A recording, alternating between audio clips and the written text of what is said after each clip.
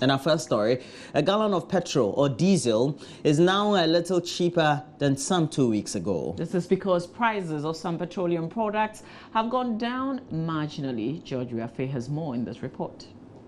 The reduction, especially for petrol, has come about because of the cost of transporting the product has gone down marginally, as well as the cedi's marginal stability, which has resulted in the price going down by some 7%. However, the same cannot be said for diesel and LPG, as the price of each litre and kilogram has gone up. Players in the market are attributing it to the fact that the cost of transporting these products on the international market have gone up, hence the decision to increase it by almost 2% at the pumps. This is the second time in 30 days that the price of petroleum products have gone down marginally. Analysts are attributing it to the slow rate at which the cedi sometimes depreciates against the dollar. However, because of the deregulation policy which allows each of the oil marketing companies to set their own prices, price quotes may still differ from one station to the other. And talk about what you need to buy, whether petrol, etc. It's all about choices you need to make. And we know life is also about choices. And that is what is inspiring residents of Avadakpa in the Akachi North District of the Volta region to continue drinking from a polluted source despite the provision of clean sources of drinking water. Now that despite the construction of boreholes and pipes in the community, residents say they're more comfortable drinking from the Avadakpa stream, which serves as home for hundreds of crocodiles. Joseph Opoku-Gakpo was in the community and came through with this report. For residents here, this has been their major source of water for drinking and other activities. In fact, for the over 3,000 residents here, this is the best source of water they have. A number of boreholes have been constructed in the community, at least 2 of them, which it's expected that the residents would then abandon the drinking from this particular source, which to a certain extent is polluted because there are crocodiles in it, and we have people coming around to wash in it, and people doing all sorts of things in it. But the people here are not convinced the mechanized boreholes remain the better source of drinking water for them.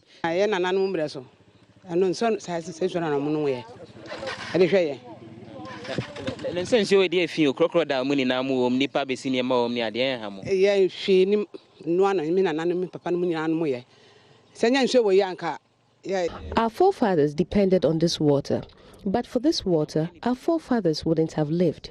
We drink the water without boiling it. The impurities from the crocodiles make us healthy.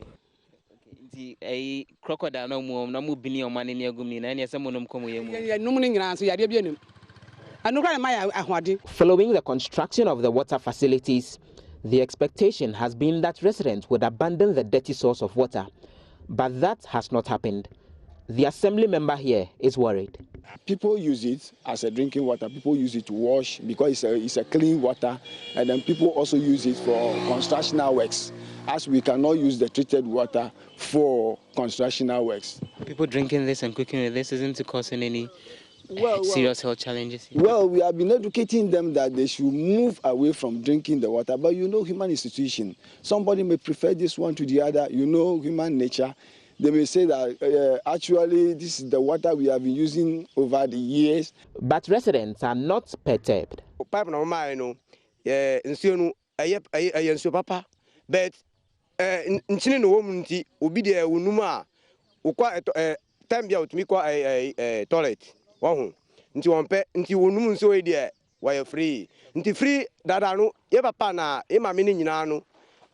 the pipe water is good, but it makes some residents have running stomach.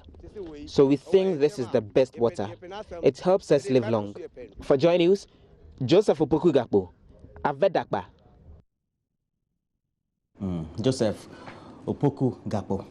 Ghana's multi-party democracy is the bane of its development. This is according to a former Metropolitan Catholic Archbishop of Kumasi, Archbishop Emeritus Kwesi Sapon. Raymond Ako has been exploring the issue in the following report. This is a caricature of democracy, what we are having now. Even in America, look at what is happening now. Tough and unpalatable words from the 83-year-old Archbishop Emeritus describing his own country's democratic dispensation. The same multi-party democracy which was touted recently as a shining example on the continent.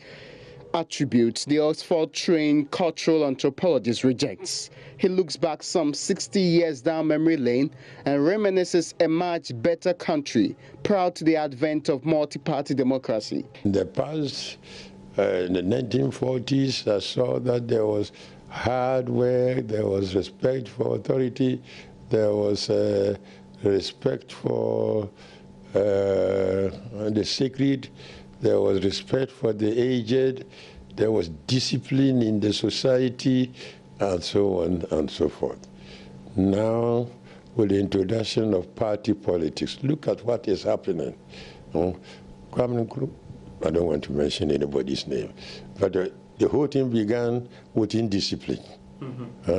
With indiscipline.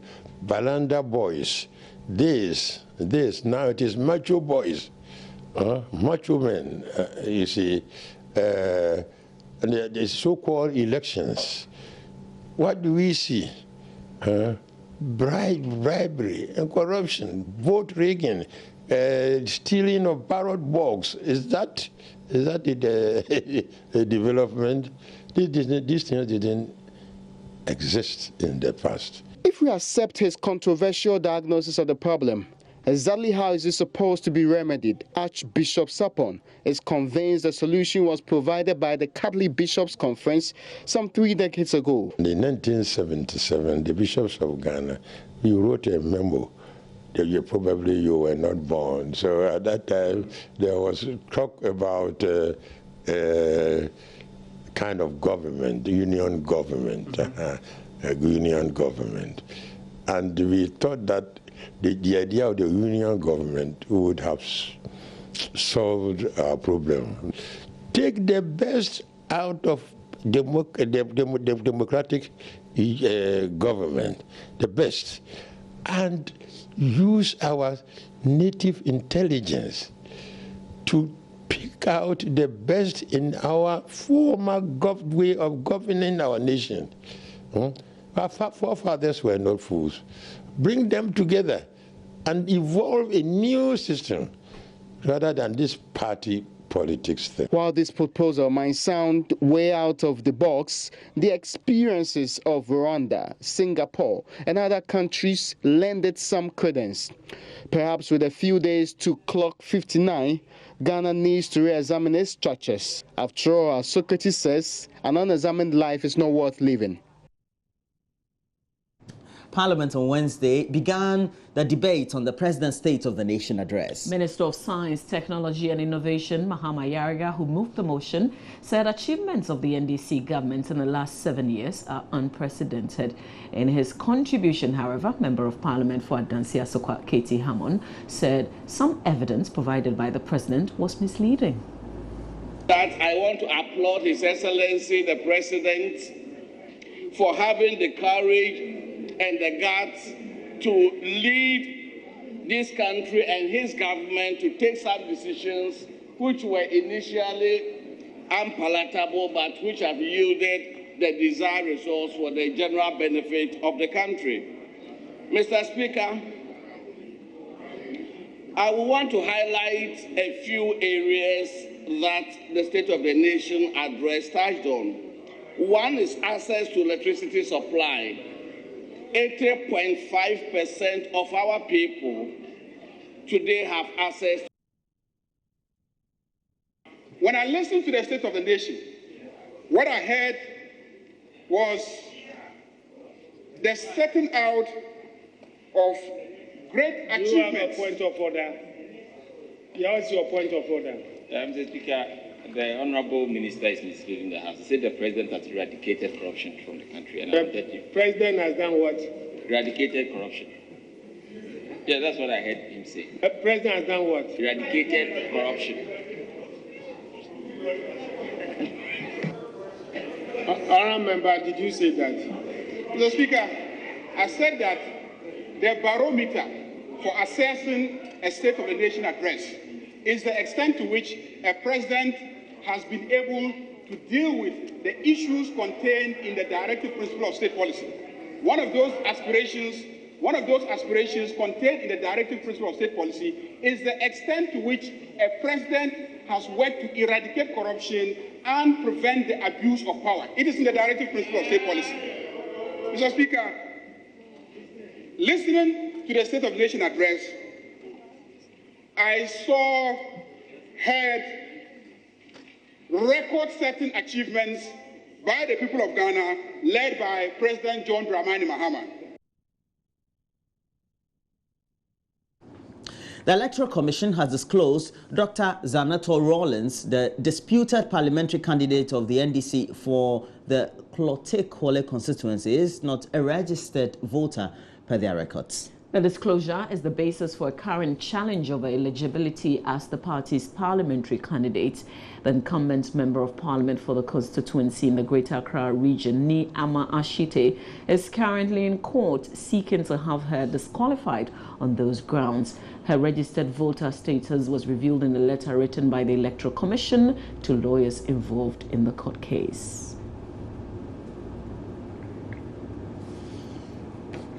And the National Executive Committee of the National Democratic Congress has also decided not to contest the Ibuakwa North constituency by-election, which is scheduled for this month. A press release signed by General Secretary Johnson Asiedu Nketia referred to the nature of the death of the late Member of Parliament, Joseph Boakye Dankwa Edu, of the Ibuakwa North constituency, saying the NDC is of the opinion that the scar of grief would take a longer time to heal and it would be inappropriate for them to contest the seats.